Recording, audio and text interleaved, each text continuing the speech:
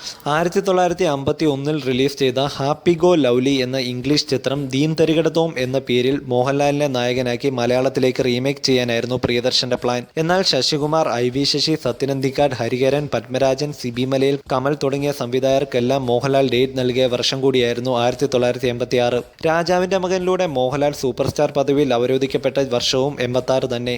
മോഹൻലാലിന് ഒരു വിധത്തിലും ഡേറ്റ് അഡ്ജസ്റ്റ് ചെയ്യാൻ കഴിയാതെ വന്നപ്പോഴായിരുന്നു മണിയമ്പിള്ള രാജുവിനെ നായകനാക്കി പ്രിയദർശൻ ദീം തരികിടതോം അനൗൺസ് ചെയ്തത്. എന്നാൽ ചിത്രത്തിന്റെ ഷൂട്ടിംഗ് തുടങ്ങാറായപ്പോഴേക്കും മോഹൻലാൽ അഭിനയിക്കാമെന്നേറ്റ മറ്റൊരു ചിത്രം ക്യാൻസലായി. എങ്കിൽ മോഹൻലാൽ തന്നെ നായകനാവട്ടെ എന്ന് സംവിധായകൻ പ്രിയദർശനും നിർമ്മാതാവ് ആനന്ദും പറഞ്ഞു. പക്ഷേ മോഹൻലാൽ സമ്മതിച്ചില്ല. മോഹൻലാൽ പ്രിയനോട് പറഞ്ഞു, ഒരു പടം ക്യാൻസൽ ആയിട്ടുണ്ടെങ്കിൽ അത്രയും ദിവസം ഞാൻ വീട്ടിലിരിക്കും. അത് കഴിഞ്ഞാൽ 7 സംവിധായകർ എന്നെ കാത്തിരിക്കുന്നു. മണിയമ്പിള്ള ചേട്ടന്റെ ഹീറോ വേഷം തട്ടിത്തെറിപ്പിക്കാൻ എനിക്കാവില്ല. ഒരു കാരണവശാലും ഈ ചിത്രത്തിൽ മോഹൻലാൽ നായകനാവില്ല. ആ വേഷം മണിയമ്പിള്ള ചേട്ടൻ തന്നെ ചെയ്യട്ടെ. ഒടുവിൽ പ്രിയദർശനും നിർമ്മാതാവിനും മോഹൻലാലിന് വഴങ്ങേണ്ടി വന്നു.